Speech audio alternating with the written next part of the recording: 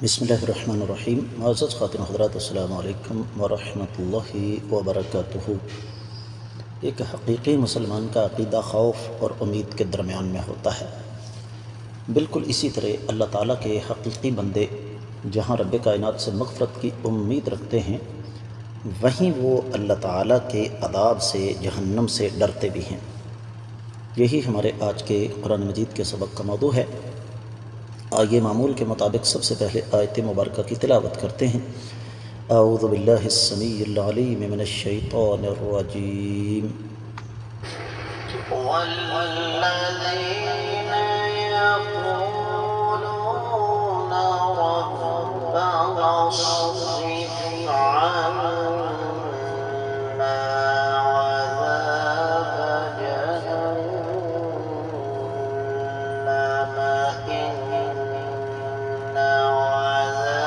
إن عذابها كان غراما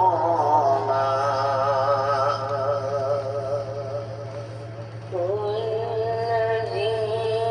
يقولون ربنا اصرف عنا عذاب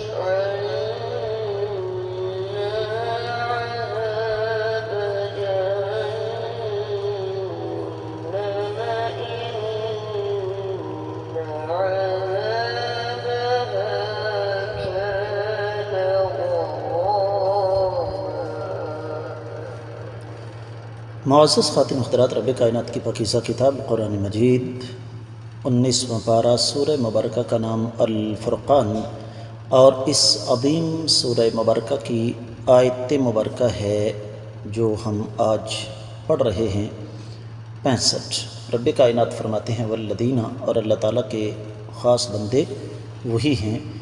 یقولون، جو کہتے ہیں ربنا، اے ہمارے رب، اصرف، آپ دور کیجئے، عنا، ہم سے، عذاب، سزا، جہنم، دوزخ کی، ان بے شک عذابہا، اس کی سزا، کانا، ایسی ہے، غراما، جو چمٹ جانے والی ہے۔ بامحاورہ ترجمہ سماعت فرمائیے گا۔ اور اللہ تعالیٰ کے خاص بندے یہ دعا کرتے ہیں کہ اے ہمارے پروردگار، ہم سے دوزخ کی سزا کو دور رکھنا، بلا شبہ دوزخ کی سزا چمٹ جانے والی ہے۔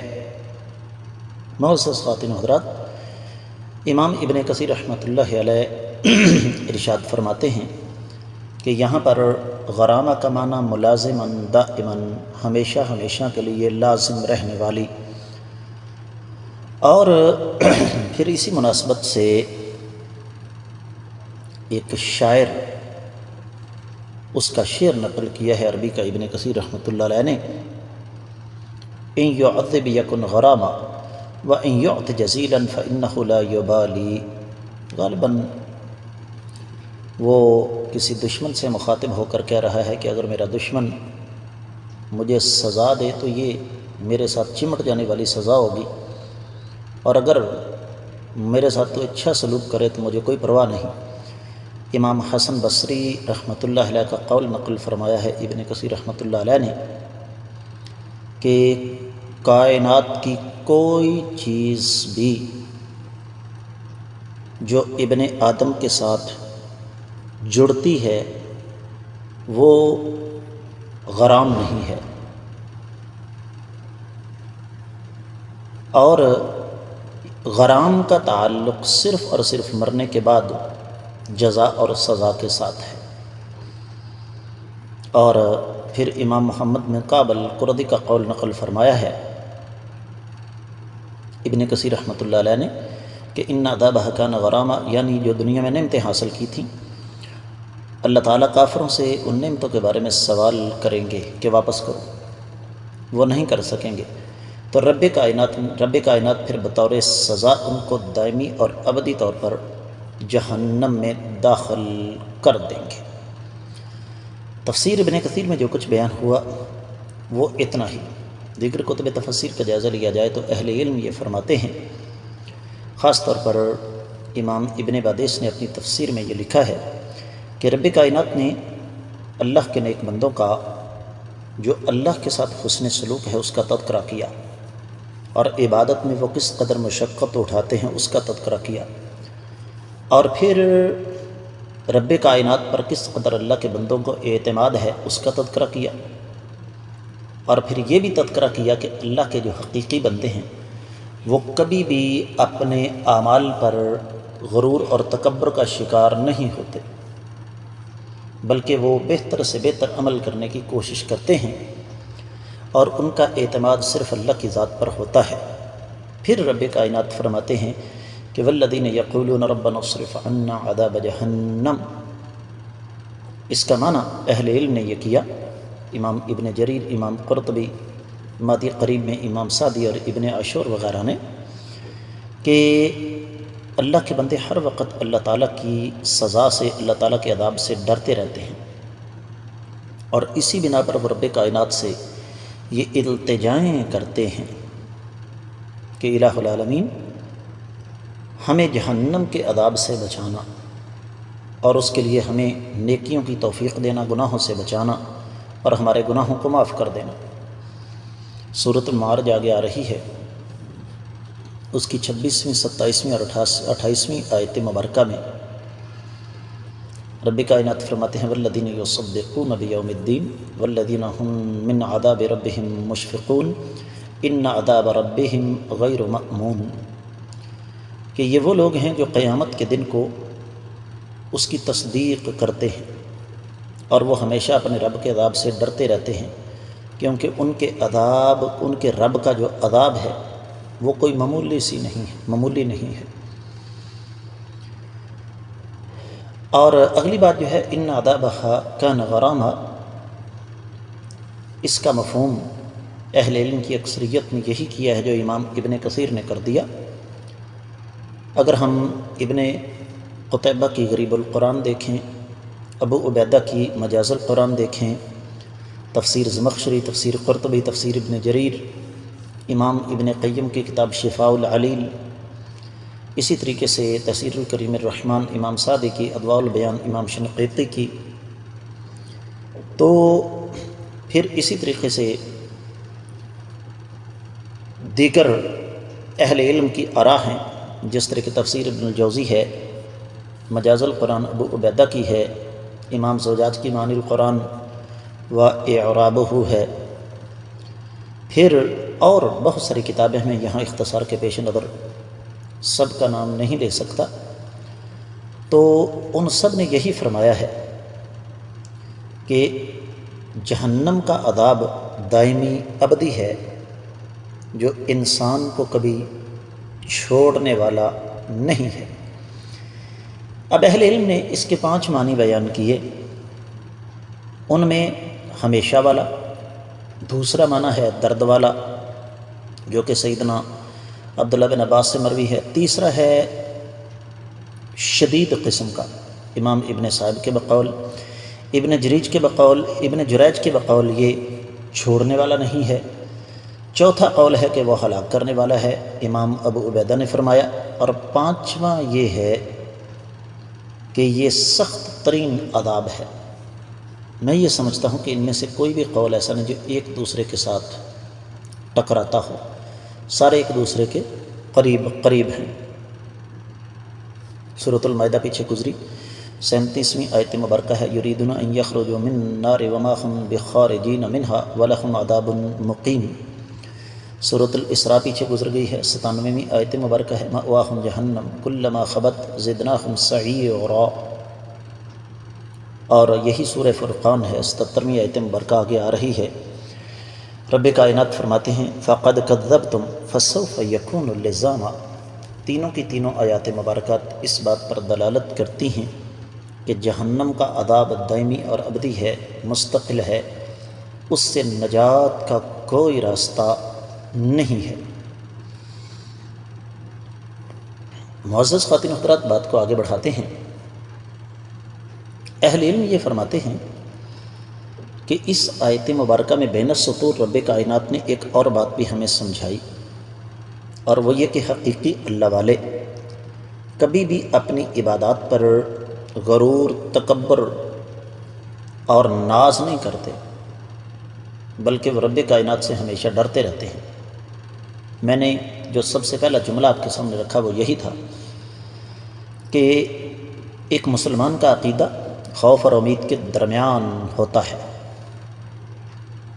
تو اس لیے یہ اللہ تعالیٰ کی طرف سے خصوصی فضل و کرم ہے مسلمان پر کہ وہ ہمیشہ خوف اور امید کے درمیان رہتا ہے، نیکی کر کے اتراتا نہیں، ڈرتا ہے، اور گناہ کر کے مایوس نہیں ہوتا بلکہ اللہ سے معافی کی امید رکھتا ہے۔ قرآن کے فذوقوا فلن نزیدکم الا عذابا، کہ جہنمیوں سے کہا جائے گا چکھتے رہو،